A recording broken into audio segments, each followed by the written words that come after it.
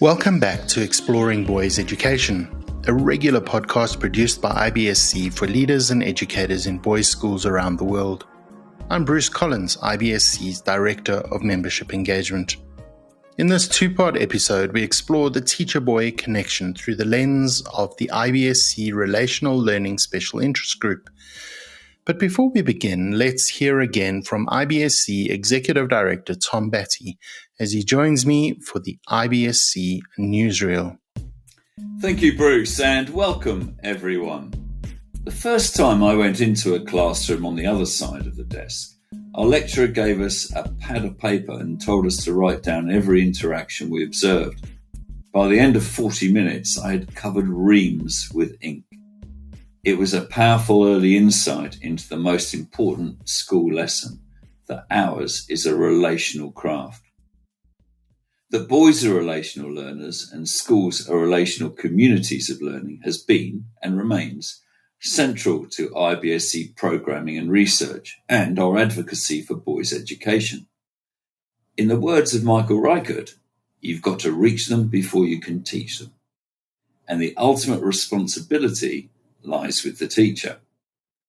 This two-part episode explores the crucial role of teacher-student relationships in boys' education, based on the work of the IBSC Relational Learning Special Interest Group. Our guests, Peter Coutis and Sandra Boyes, are long-time IBSC contributors and supporters. Sandra is Executive Director of Professional Learning and Research at Crescent School in Canada, while Peter holds the role of Deputy Headmaster at Hale School in Australia. They both serve as coordinators of IBSC's Relational Learning Special Interest Group. Peter and Sandra discuss the significance of relational learning, its impact on boys' engagement and learning, and practical strategies for educators to build strong relationships. They also explore challenges and considerations in fostering these connections and how school culture can nurture them. Before handing over to Bruce, Peter and Sandra, some upcoming IBSC program highlights to stir your interest. Looking ahead to your 2025 diary, our free-to-members IBSC Insights virtual event takes place on February the 12th. And I hope you'll be able to join me in considering current issues facing boys education and boys' schools.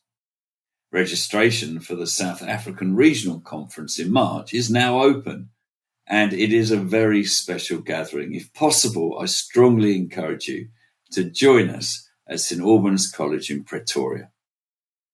And I give early notice to register for the 2025 IBSC Annual Conference at Belmont Hill School. Registration is now live and information is available online. Should you be planning to submit a workshop proposal, the deadline is December the 13th, 2024. We will continue to share PD opportunities on the website, so please keep checking in. And now it's over to Bruce, Sandra and Peter. One of the real joys of IBSC, I always say, is that we have the privilege of connecting with talented and knowledgeable people who are passionate about the education of boys. And as Tom mentioned in the newsreel, I'm with Sandra Boyes and Peter Coutis for this episode, who are the hosts of the IBSC Special Interest Group on Relational Learning. It's wonderful to have you both here, Sandy and Peter. And I wonder if we could start with you, Sandy. I'd love for both you and Peter to introduce yourselves and what you do at your respective schools. Well, thank you, Bruce. And it really is a pleasure to be here with both of you to talk about boys' education and relational learning, something that's very close to my heart here at Crescent School. So Crescent is an all-boys day school in Toronto, Ontario, Canada. Our mission statement is Men of Character from Boys of Promise, and we start at students that are 8 years old and go all the way through to graduation. Right now, we are in the middle of a huge build and a new strategic plan, but I can certainly say that relational learning is at the heart of what we do, and it's a real thrill to be able to talk about that with you both today. I'm the Executive Director of Professional Learning and Research. So in that role, I am the Executive Director of the Crescent Center for Boys Education, which is our bespoke research center in the school. And we love to partner with other schools that also have research centers and ensure that the work that we do is available to anyone interested in the education of boys on our website throughout the world. So that's one of my big passions, and it's really exciting to be given the opportunity to do that work. Yeah, wonderful opportunity. What about you, Peter? Yeah, thank you, Bruce. I'm over at Hale School in Perth in beautiful Western Australia on the coast of the Indian Ocean. What a great place to live and work. Hale School is an all-boys pre-primary to year 12 school. We've got about 1,600 boys in our care, and I'm deputy headmaster there. And of course, long-time admirer and I'd like to say contributor to the great work of the IBSC, and very interested, as you know, and as we'll discuss in the whole relational learning piece and its importance in boys' schools. Well, thanks for that. It's, as I said, great to have you both on. The Relational Learning Special Interest Group is kind of like a pioneer SIG in the IBSC as well. It started, and some other special interest groups have now birthed, sort of based on the work that this special interest group has done. But I'd like to start by asking what inspired the creation of the IBSC Relational Learning Special Interest Group, and what specific needs and challenges was it aiming to address within boys' education on a global scale? I'll start there, Bruce. Thank you. Look, I think the origins go back about 10 years to discussions between Crescent School, where Sandy works, Scotch College in Melbourne, where I was at the time, and Michael Reichert, who along with Richard Hawley, conducted that original global research study for the IBSC on boys as relational learners. So we had a sense then that there was an interest among IBSC schools in developing models of practice, sharing ideas on how best to operationalise the key findings of the research, and that's a really important thing for any research, particularly in busy schools. And the way we like to frame it in the interest group is, how do we make relational learning visible to boys, practical for teachers, and sustainable for schools? So that was the spark, the kernel of it. And then in 2019 at the conference at Selwyn House in Montreal, our little group there ran a workshop, and we outlined, the key findings of the research, brought that back to the front of mind for people, and essentially put out a call for a coalition of the willing to join the cause. And that was, the birth of the Special Interest Group.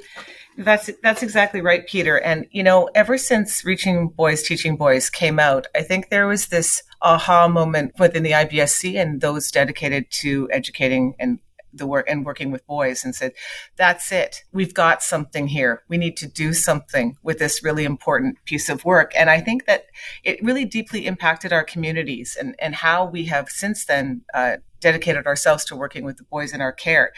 The challenge, though, is how to keep those conversations rich and alive, as you said, in our school culture with hectic schedules and pace of school life.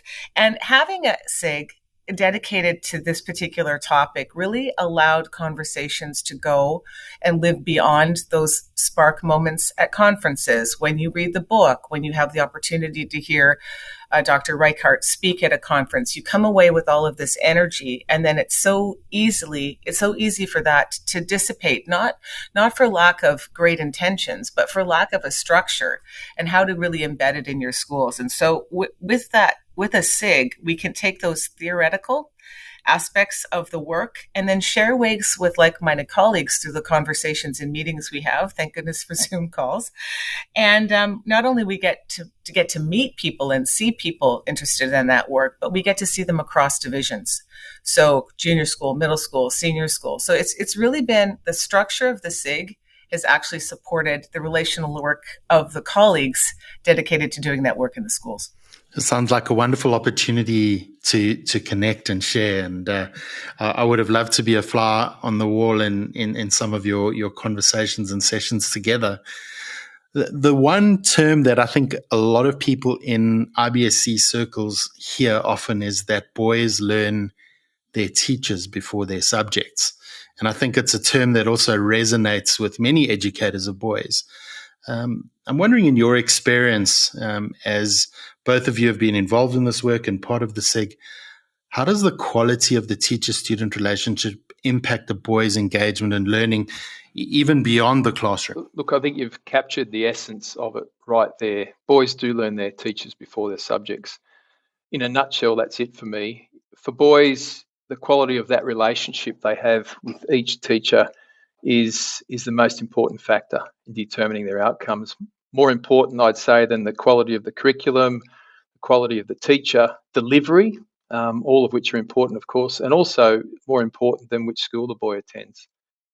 Ultimately, when boys know that we are interested in them as individuals, that we care about them as people and as learners, and we'll get into that a little bit more later on, and that we are willing as teachers to share our own interests, passions, and stories with them, then they want to learn, they want to give their best, and they really want to work for us in and out of the classroom to achieve their best. I'd also say there that one of the things boys are learning about us as teachers, apart from our interests and in my case and others' obvious quirks, is our situational awareness. It's that degree to which we as teachers are good at noticing. And what I mean by that is that boys are very attuned to our ability to notice whether what we're doing, how we're teaching, is breaking through. Is it reaching them? Is it teaching them? And then they're looking at our willingness to change things up when we see that our approaches are not quite working. That's really important for boys. And then probably finally on this point for now, I'd say relationships beyond the classroom are really worth our attention. One of the best ways for teachers to share their talents and interests with boys and to let boys learn them, so to speak, in a different realm is through those co-curricular activities. I've previously been involved in some school-based action research which showed that relationships we form with boys when we serve as coach or co-curricular leader transfer into the classroom environment also. So boys actually told us, this was their word, that they're more invested in academic classes that were taught by teachers who they worked with outside the classroom, be that in sports or the arts or whatever else it might be. Peter, I completely agree with you. And, we tend to think that the teacher-student relationship comes first and then the coach-student relationship comes second. But it's so often that you'll have students choose your class or come to your class because they experienced you as a coach or a director or something at another part earlier in their learning journey. And the other thing that I think that's interesting about that is that boys who have experienced a teacher as a coach really can help set the tone for other boys in that learning environment in the classroom. No, it's going to be fine. I know him, it's good. And there's this sort of energy that happens when somebody says, look, this guy's okay. This is good. Or this teacher is going to be fine. Don't you worry. And then there's that trust, pure trust that actually extends to the classroom. If you work with boys, particularly in a school that starts with the younger years, we forget how vulnerable boys are. And I really think this is a key point for those who work with boys, that they really do need to feel that trust. They are emotional, especially as young ones. And they're emotional all the way through. What they choose to reveal to us as adults really depends on that trusted teacher-student relationship component. Because we hold that responsibility, that authority, we can't forget that we have to earn their trust along the way. So it's a huge jump for our boys to take us as we are and then trust us along the way. We need to understand that they're coming into it with a great deal of vulnerability, and they need to understand that we're there to support them truly at every step of that journey. Such great insights. What I love about schools is they aren't these sort of static places where you can predict everything. Every day is different. Every moment could be hijacked by something or some crisis that needs to be averted, because you're working with people. And along those lines, I want to ask, as we talk about relationships, which are complex things, as it is, but particularly I think between teachers and students can be complex. So what are some of the unique challenges or considerations you think that educators of boys might keep in mind as they think about what it means to build relationship with boys? Before I get on to that one, Bruce, you've just made me think of something else. Your last comment there, someone once said to me that, boys are only ever 10 minutes away from disappointing us. And that's what keeps things interesting and exciting in schools. But I also think they're probably only 5 minutes away from delighting us as well, and so it's that connection, it's that charge that comes from, watching boys grow, develop, make mistakes, learn from that, and at the same time keeping us on our toes, which makes it all just so invigorating. In terms of the challenges and the considerations, there's a couple there that I'd draw out initially. We've talked about the fact that boys need to have a positive relationship with their teacher before they are willing to give their best to the business of learning, and that is entirely true. The challenges that then flow from that are numerous, and it's important that we talk about some of those. One key challenge for me, and a frequent question from teachers, is how do I build and maintain quality relationships with every boy in my care, especially when, for some teachers, what that means is teaching upwards of 100 boys in a given year, or more in some schools. So a concept that I find helpful there is just this notion of triage, to be thinking actively about the immediate and the particular needs of each boy in our care, but accepting that we can't meet all of those needs simultaneously. So rather than that overwhelming sense of, well, how do I have significant relational supportive exchanges with each boy each day, which can be overwhelming, sometimes it helps to think about the 3 or 4 boys in each class who, we intuit on any given day need some special attention. And if we do that bit well, and understanding that those 3 or 4 boys will generally change over time according to the challenges that they're facing, then the task just seems that little bit more manageable. And then, look, another one I'd point out at this stage is that it can be a challenge because, look, we're all human. To resist that natural inclination to personalise oppositional behaviour. And that was a strong feature of the original IBSC research, which identified our ability as teachers to, in their words, accommodate a measure of opposition as a key relational gesture.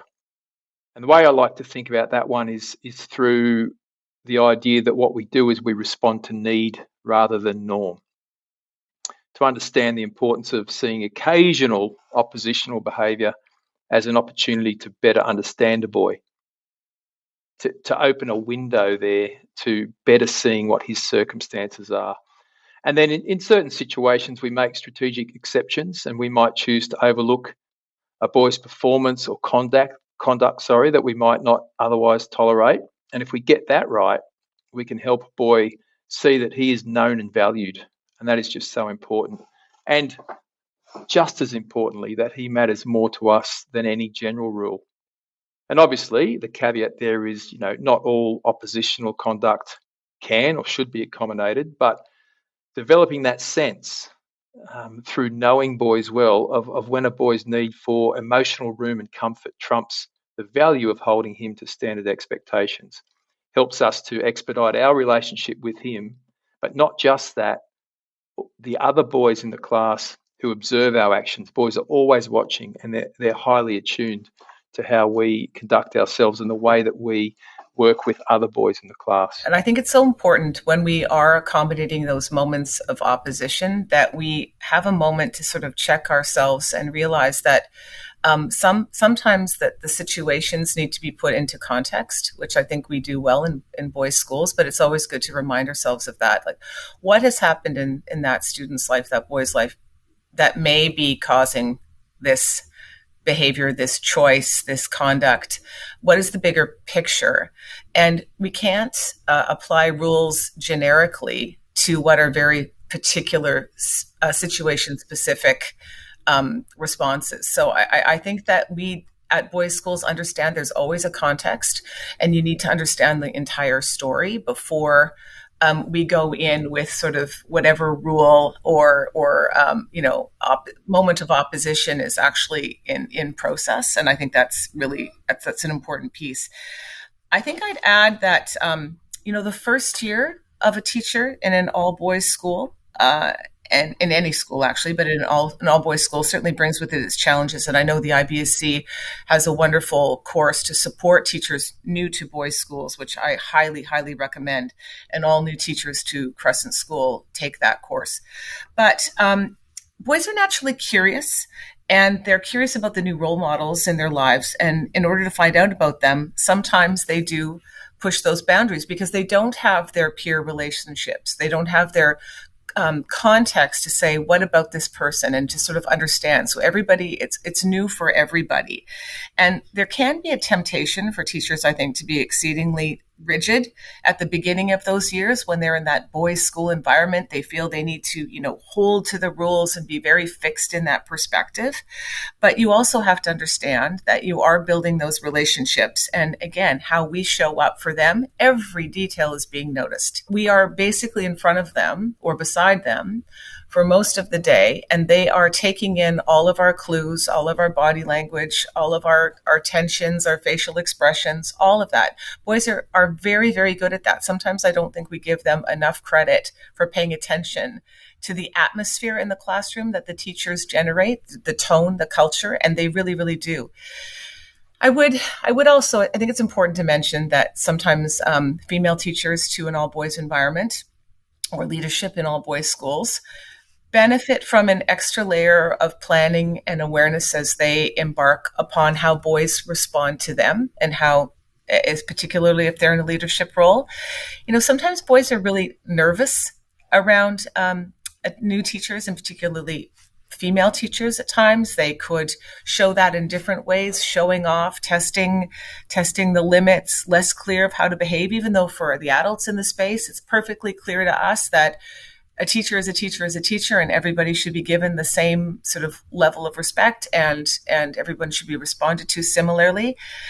Boys can also show up to be really quiet sometimes, and that can be perceived as being indifferent or not engaged. So I think it's really important for any teacher or new teacher to an all boys environment to check in with those peers and colleagues that know the students well, that understand the cultural environment, and just sort of test the approach to see if it's in line with something the boys might already understand, and then determine how to find your own path forward. That's a journey of any teacher, but I think it's important for any new teacher to a boys' school to understand that. Yeah, and I really like your point there, Sandy, about quiet boys. I mean, that's one that I think we need to be particularly wary of. I can think of a memorable occasion when we actually had Michael Reichert visit our school, and he was visiting classes, and I, of course, invited him to come and watch a class that I thought was very well established, was going really, really well, that I had good relationships in. And one of my, most powerful formative moments was speaking to Michael after that class, just about to congratulate myself on how well it had all gone. When he said to me, "I don't know if you realise this, Peter, but that boy, Michael is his name, he checked out. He was not connected with what you were doing. He was not connected with what was going on with other boys. I wonder whether you've noticed that." And in truth, I hadn't. And that was for me that first moment of thinking about boys where there is a relational disconnect, but because they are quiet and compliant, and because they generally do what we ask them to do, we just don't notice. And that's one that can fly under the radar if we're not careful. That's such a valuable insight, Peter. And Sandy, when you were talking about teachers setting the tone, in class, I was reminded of a conversation I had with Mark Dowley from Brighton Grammar, who was talking about strategies for classroom management. And I said to him, some folk who feel that learning should be relational might be in opposition to this sort of rigid structure that you're possibly suggesting around engagement in class. And he said, actually, the contrary is true. When we provide a safe framework and container in which boys can learn and do what they're meant to be doing in class, the relationship is an obvious sort of next step in integration of that. So, I don't think those two things are in opposition with each other. And it's just great to hear you both talk about that. And also, as an erstwhile English teacher, I love the language that is used in the term relational gestures. And I think that highlights the importance of the fact that teachers need to demonstrate their expertise and take genuine interest in their students. What are some of the practical ways teachers can connect with boys on a personal level and really show that sense of care that we've been talking about? To pick up on your thread there about erstwhile English teachers and possibly dramatists, Bruce, what I like about the name gesture there is also that I think teaching is a performance craft.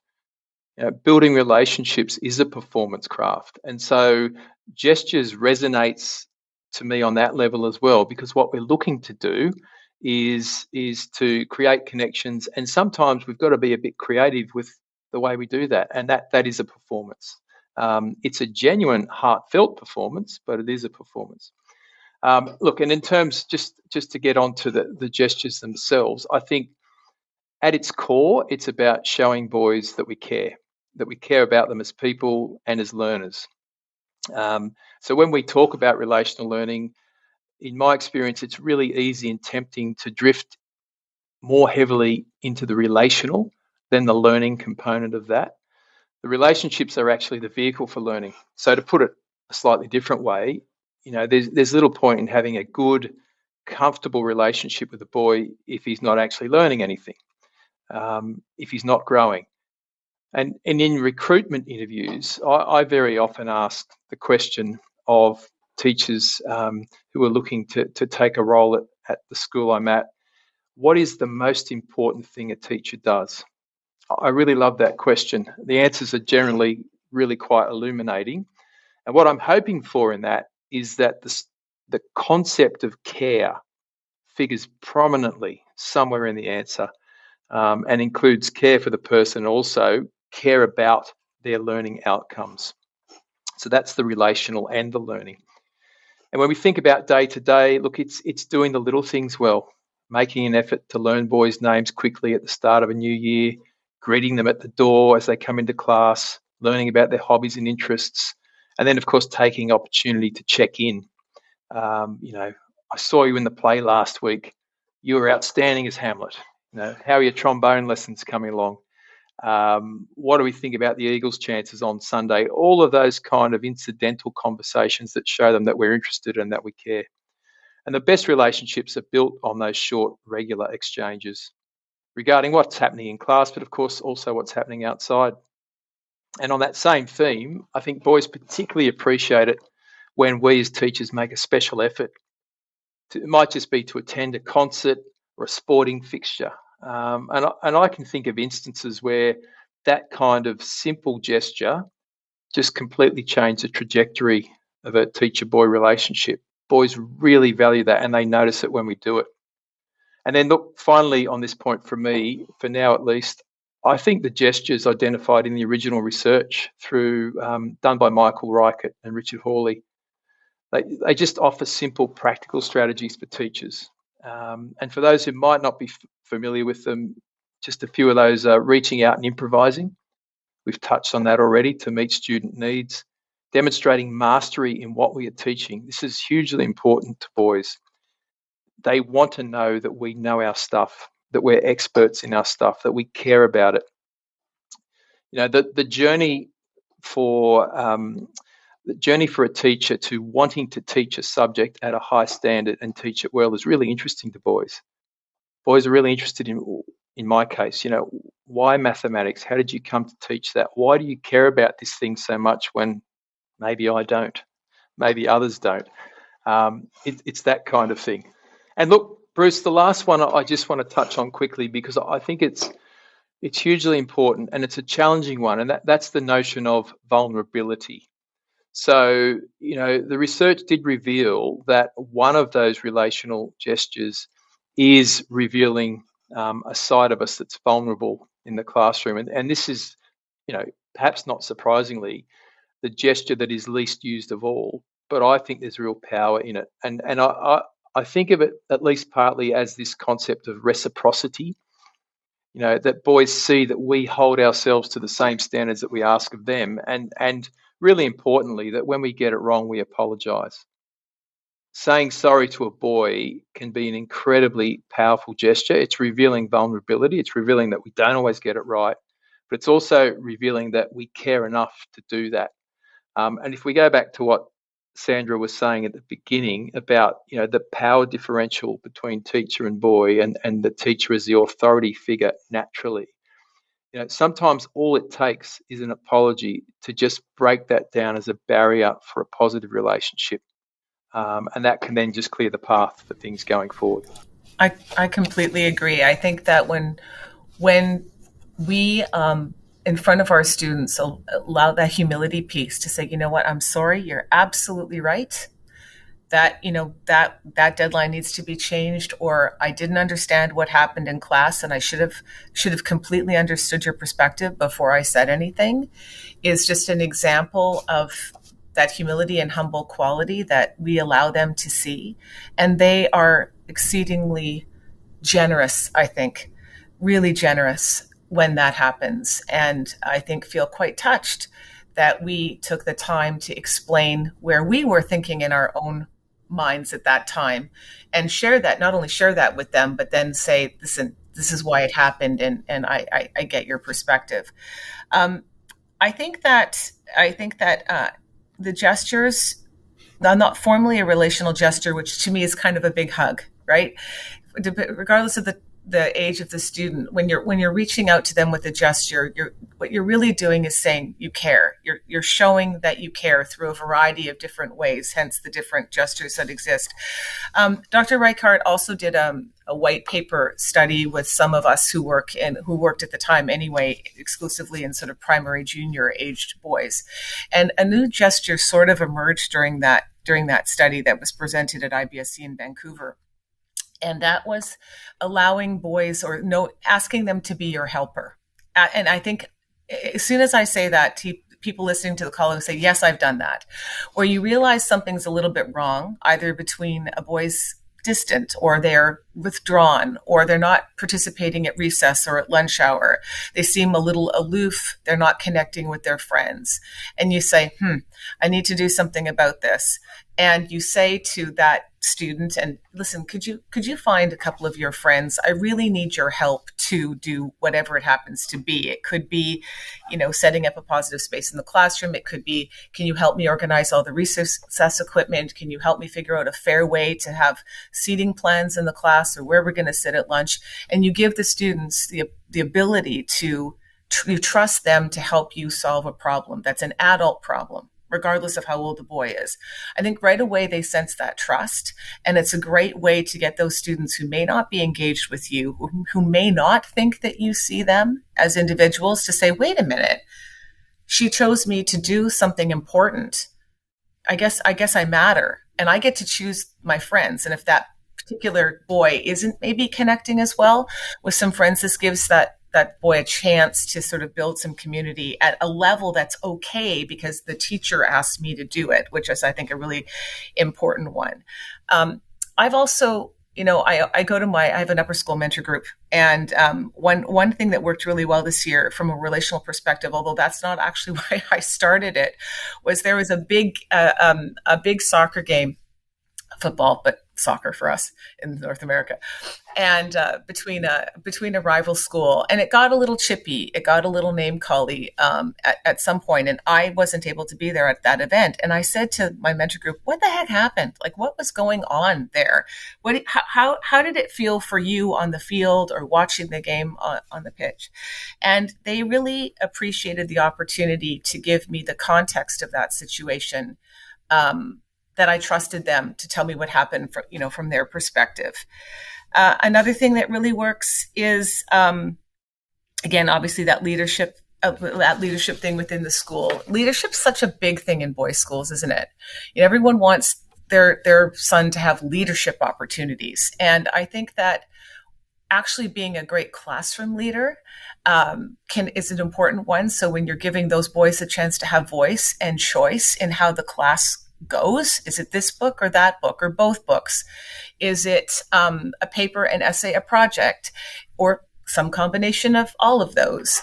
Do you do a seating plan? Our boys in a research project said they really appreciate when teachers have seating plans because it means class dynamics don't have a chance to take root, that the culture of the class can grow and thrive where dominant voices in a particular class can shift from subject to subject. And sometimes boys feel left out. So when they see a teacher actually creating a classroom environment with a seating plan, they feel really comforted that they don't have to take on that other social context in that period. Ultimately, I think it comes down to predictability and support. When teachers can provide, it's a kind of gesture, really, another unofficial one. But when we provide that culture of predictability and support for the students in the class, for our boys, then as a baseline, they feel that they all have the opportunity to be seen, heard, known, and loved by us. This is the end of part 1. We continue this fascinating conversation in part 2 of the Teacher-Boy Connection. In this first part, Sandy and Peter reminded us of the primacy of relationship in boys' educational journeys. And in the second part of this episode, we'll dive into the creation of positive classroom environments for boys. We'll learn about the key elements of school cultures that value and nurture learning relationships. And we close with advice from both Peter and Sandy for educators who are eager to connect better with the boys they teach. Part 2 is available immediately, so join us as we pick up where this conversation left off.